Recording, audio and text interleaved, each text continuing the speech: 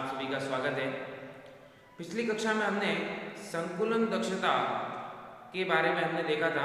संकुलन दक्षता की कुछ परिभाषा देखी थी और उसके बाद में हमने सिंपल प्रकार की एकक कोशिका की कुल संकुलन दक्षता को ज्ञात किया था। तो हमने पहले उसकी संरचना को देखा तथा उसके बाद में उपस्थित अणुओं के द्वारा घेरे हुए कुल आयतन को ही अपन क्या कहते हैं, संकुलन दक्षता कहते हैं। भाई जो एकक कोशिका है, उस एकक कोशिका के अंदर जो कण उपस्थित हैं, जो कोनों पर कण उपस्थित हैं, उन कणों के द्वारा कुल एकक कोशिका का कितना आयतन घेरा हुआ है, वही उसकी क्या होती है, संकुलन दक्षता होती है। तो हमने सबसे पहले सिंपल या आद्य प्रकार की जो एकक कोशिका थी, उस एकक कोशिका के संकुलन दक्षता के बारे में हमने देखा था तथा उसकी प्रतिशत मात्रा को हमने ज्ञात किया था। आज जो हमको पढ़ना है वह है बीसीसी प्रकार की एकक कोशिका, यानी बीसीसी कौन सी होगी, काय केंद्रित एकक कोशिका, काय केंद्रित एकक कोशिका की अपन को क्या करनी है, संकुलन दक्षता को ज्ञात करना। काय केंद्रित एकक कोशिका क्या होती है, तो देखो इधर, यदि अपन सिंपल प्रकार की एकक कोशिका का है तो ये है आपके सिंपल प्रकार की एकक कोशिका, जिसमें 8 कोने हैं, 1 2 3 4 5 6 7 और 8 कोनों पर 8 कण उपस्थित है तथा एक कण जो है वह इस एकक कोशिका के मध्य में उपस्थित रहता है। यहाँ पर दिखाई दे रहा होगा आप सभी को, जो एक कण है वो कहाँ उपस्थित रहता है, इस एकक कोशिका के यहाँ मध्य में। ठीक है, तो ये कौन सी हो जाएगी आपके बीसीसी प्रकार की एकक कोशिका। तो अपन को जो है वह इस एकक कोशिका, जो यहाँ केंद्र में उपस्थित एक कण है, बीसीसी प्रकार की एकक कोशिका, उसकी संकुलन दक्षता को अपन को ज्ञात करना है। हमने पहले तो केवल इस सिंपल प्रकार की देखी थी जिसमें केवल 8 कोनों पर 8 कण उपस्थित थे, लेकिन आज अपन जो है वह इस बीसीसी प्रकार की एकक कोशिका के बारे में अध्ययन करेंगे तथा उसकी संकुलन दक्षता को ज्ञात करेंगे। देखो इधर सबसे पहले यदि हम बात करें तो अपन को ध्यान में आना चाहिए कि बीसीसी प्रकार की एकक कोशिका है किस प्रकार की, तो ये है बीसीसी प्रकार की एकक कोशिका। ठीक है ना।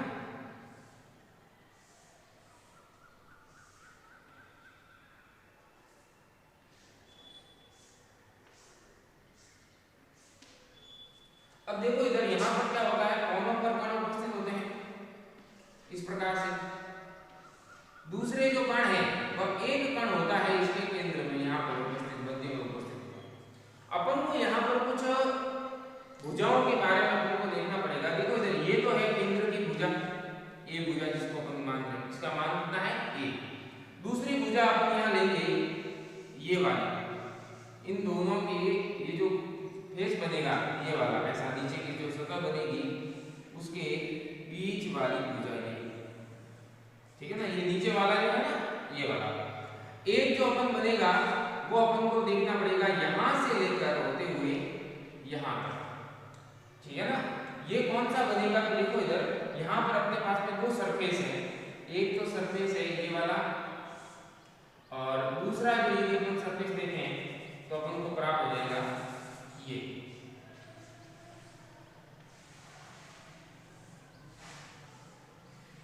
अब देखो इधर यहाँ पर क्या होता है, एक कण तो यहाँ मौजूद होता है और एक कण इस दूसरे कोने पर मौजूद होता है और यहाँ एक कण मौजूद होता है। तो जो भुजा बनती है वो यहाँ से लेकर यहाँ तक ये भुजा बनती है। तो ये तीन भुजाएं आप लोगों को ध्यान में आनी चाहिए। कैसे है, देखो इधर, तो एक तो है इसके सतह पर, यानी ये वाली यहाँ से लेकर इस कण के मध्य में, ये तो ए भुजा, ये है अपने पास में बी भुजा, और एक भुजा जो होगी वह इस कोने से लेकर इस कोने तक।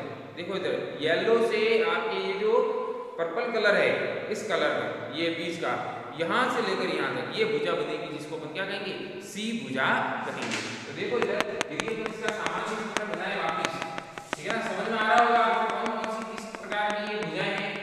तो देखो ये आपका सिंपल प्रकार की जो एकक कोशिका बनेगी, उस एकक कोशिका का जो भाग है ये, अब कण यहाँ पर मौजूद है, यहाँ पर मौजूद है, ये कोने वाले कण आ गए और एक कण जो है वो कहाँ उपस्थित होता है, केंद्र में।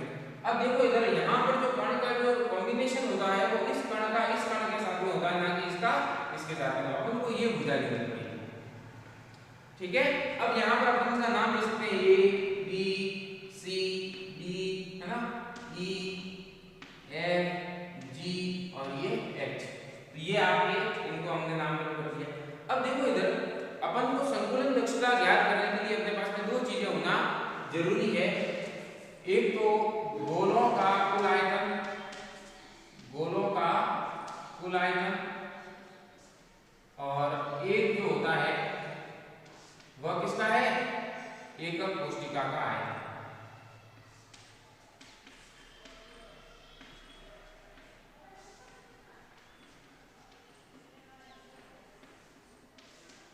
ठीक है, वैसे एक गोले का आयतन तो कितना होता है 4/3 पाई आर क्यूब और इसका होता है 1। अपन को ये ज्ञात करना है और उसी को गुणा करके अपन को 100 से गुणा करके अपन क्या ज्ञात करते हैं, संकुलन दक्षता ज्ञात करते हैं। अब देखो इधर अपन को यहाँ पर क्या क्या चीजें ज्ञात करनी है। सबसे पहले अपन को देखो एक तो भुजा है ये, यहाँ से लेकर यहाँ कौन सी भुजा है, ये भुजा। फिर यहाँ से लेकर यहाँ जो भुजा है उसको हमने कौन सा माना है, बी भुजा माना है। कौन सा भुजा माना है, बी। और यहाँ से लेकर यहाँ है उसको हमने कौन सी भुजा माना है, सी भुजा को माना है। समझ में आ रही बात, ये कौन सा है, देखो इधर एक तो ये है, ठीक है। दूसरी जो है वो इस कोने से लेकर इस कोने तक ये भुजा बनेगी ऐसे, जो जिसको हमने कहा क्या कहा है, सी। और ये कौन सी है, डी भुजा। और ये भुजा तो आपके सामने है ही, ये वाली। ये सभी जो है एकक कोशिका की सभी भुजाओं को हमने क्या माना, ए माना। अब देखो इधर सबसे पहला पॉइंट हमको क्या ज्ञात करना है, बी का मान ज्ञात करना है। किसका मान ज्ञात करना है, बी का। तो अपन एक त्रिभुज ले लेते हैं ए बी सी। कौन सा त्रिभुज लिया हमने, त्रिभुज ए बी सी में। अब ये देखो ये तो 90 डिग्री के कोण पर होता है। ये कौन सा कोण होता है, 90 डिग्री का कोण होता है। तो यानी ये कैसा होगा, समकोण त्रिभुज। अब समकोण त्रिभुज में क्या होता है, ये दो भुजाएं और ये कौन सा होता है, कर्ण। लंबाई चौड़ाई और क्या होता है, कर्ण। तो अपन को ध्यान दें कर्ण स्क्वायर बराबर क्या होता है, लंब स्क्वायर प्लस आधार स्क्वायर। अब कर्ण स्क्वायर का क्या है, बी। तो ये हो जाएगा बी का स्क्वायर बराबर लंब स्क्वायर कौन सा होगा, मान लो कोई ये भी यही भुजा है। तो ये हो जाएगा ए स्क्वायर प्लस ए स्क्वायर। तो बी स्क्वायर का मान आ जाएगा 2a स्क्वायर, यानी b बराबर आ जाएगा √2a। क्या मान आ गया, b बराबर √2। तो ये तो मान आ गया b का। अब इस b के आधार पर किसका मान ज्ञात करना है, c का। अब यहाँ देखो एक तो भुजा है b, ये एक भुजा है ये वाली और एक भुजा है इसके बीच में, ठीक है। तो ये हो जाएगा अब यहाँ पर कर्ण स्क्वायर, ये आधार स्क्वायर और ये स्क्वायर। तो दूसरा हमने त्रिभुज कौन सा लिया है, तो त्रिभुज कौन सा देखो इधर ए सी एच। त्रिभुज ए सी एच में देखो इधर क्या करना हुई, कर्ण स्क्वायर बराबर आधार स्क्वायर प्लस लंब स्क्वायर। अब कर्ण स्क्वायर तो कौन सा हो जाएगा, सी स्क्वायर। आधार स्क्वायर कौन सा होगा, तो देखो इधर आधार कौन सा है, यहाँ पर b है। तो यहाँ पर मान आ जाएगा b स्क्वायर प्लस लंब स्क्वायर कौन सा हो जाएगा, a स्क्वायर। लेकिन b स्क्वायर का यहाँ मान क्या है, √2a, यानी क्या आ जाएगा √2a का स्क्वायर प्लस a स्क्वायर। तो ये हो जाएगा c स्क्वायर का मान। तो यह क्या हो जाएगा, देखो √2a और √2a यानी 2a square plus a square. ये c स्क्वायर का मान, तो c बराबर क्या हो जाएगा, c स्क्वायर कितना हो जाएगा 3a स्क्वायर और c बराबर हो जाएगा √3a। c स्क्वायर का c का मान कितना आ जाएगा, √3a। समझ में आ गई बात की। अब देखो इधर ये तो मान किसका आ गया अपने पास में, c का मान आ गया। अब अपन को दो चीजें याद करनी है, एक तो एकक कोशिका का आयतन ज्ञात करना है और दूसरा क्या करना है, गोलों का कुल आयतन। अब यहाँ ध्यान देना जो c है ये c भुजा है। c में क्या होता है कि यहाँ पर गोले जो है इस प्रकार व्यवस्थित होते हैं। c का मान इस कोने से इस कोने तक है। तो देखो इधर एक गोला तो होता है इस प्रकार से, दूसरा गोला होता है इस प्रकार से और तीसरा गोला यहाँ पर उपस्थित होता है इस प्रकार से। तो ये तीन गोलों से जुड़ी हुई एक रेखा है। अपन को ध्यान में है कि एक गोला जो होता है उसकी त्रिज्या का मान कितना होता है, r होता है। कितना होता है, r। तो यहाँ पर देखो यहाँ से ये इसकी त्रिज्या होगी r, ये केंद्र है इससे ये भी त्रिज्या r और इसके इधर की त्रिज्या r, 2r हो गया। और यहाँ पर ये वापस क्या हो गया, r। तो ये भुजा तो कौन सी है, c भुजा। लेकिन इसको अपन आर में देखेंगे 1 2 3 4 यानी सी का मान कितना हो जाएगा, सी बराबर हो जाएगा 4r। सी बराबर कितना हो गया 4r। अब ये मान यहां पर रखते हैं तो देखो इधर क्या प्राप्त होगा अपन को, क्योंकि सी बराबर क्या है 4r, तो यहां पर हो जाएगा 4r बराबर √3a। 4r बराबर क्या हो जाएगा √3a।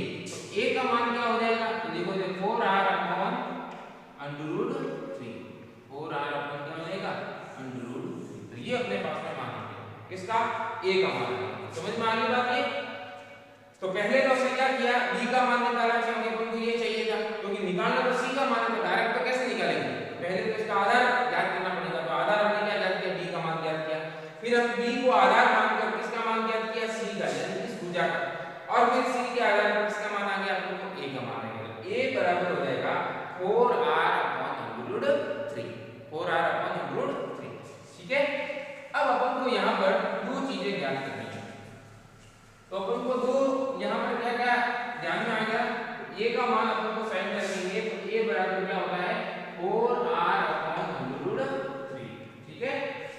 अब यहां ध्यान दो, अपन को दो चीजें ज्ञात करनी है, तो एकक कोष्टिका का आयतन, तो पहला क्या ज्ञात करेंगे, एकक कोष्टिका का आयतन। ठीक है। एकक कोष्टिका का आयतन कितना होता है, तो a क्यूब, क्या होता है a क्यूब। अब a का मान तो ये रहा, देखो 4r अपॉन √3 का क्या हो जाएगा होल क्यूब। समझ में आ रही है बात ये। तो क्या अपन को प्राप्त हो जाएगा, देखो इधर 4 × 4 × 4, 4 × 4 यानी 16, और 16 × 4 यानी 64, 64r क्यूब अपॉन 3√3, ये अपन को प्राप्त हो जाएगा। ये किसका मान आ गया, एकक कोष्टिका का। दूसरा अपन को ज्ञात करना है गोलों का आयतन, जो अवयवी कण उपस्थित है उनका आयतन। अब देखो इधर BCC जो है, उस BCC में गोले कितने हैं टोटल, तो हमने पहले देखा था कितने होते हैं 1/8 × 8 प्लस का 1, यानी कितने हो जाएंगे 2। भाई 8 तो पाने वाले और एक इसके केंद्र में, तो वो पूरा गिना जाएगा, तो ये हो जाएगा 1/8 × 8 प्लस 1 यानी 2 हो जाएगा। ठीक है ना। तो ये BCC में कुल गोले कितने हैं, तो 2। तो कुल गोलों का आयतन कितना हो जाएगा,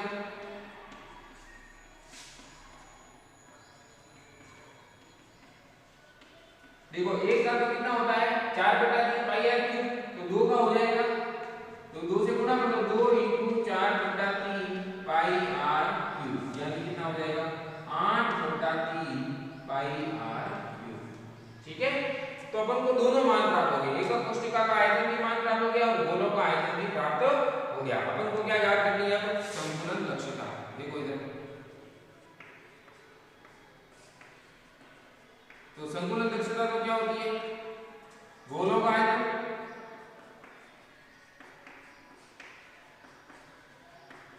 बट्टा किसका आयतन होता है, एक तो गोलों का आयतन और दूसरा किसका आयतन है अपने, देखो इधर एकक कोष्टिका का कुल आयतन, एकक कोष्टिका का आयतन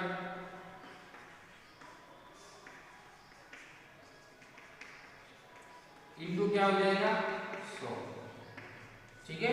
तो गोलों का आयतन को कितना देखो 8/3 पाई r क्यूब, और ये कितना है 64r क्यूब अपॉन 3√3 इनटू का 100। ठीक है। अब इसको ऊपर नीचे करना चाहे तो कर लो, देखो पहले तो ये कट जाएगा, r क्यूब से r क्यूब कट गया, अब बचा क्या, देखो इधर ये ऊपर चला जाएगा तो क्या हो जाएगा 8 × 3√3। ठीक है। और नीचे बचेगा 3 × 64 और ऊपर की तरफ आपके बचा है पाई × 100। ठीक है ना।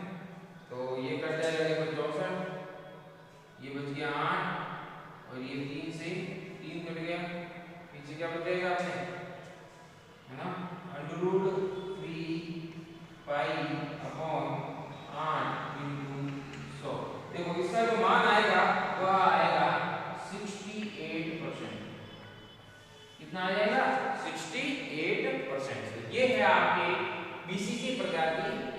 केंद्रित एकक कोशिका है उसकी संकुलन दक्षता का मान। तो एक बार वापस समझेंगे, देखो इधर हमने क्या क्या किया है।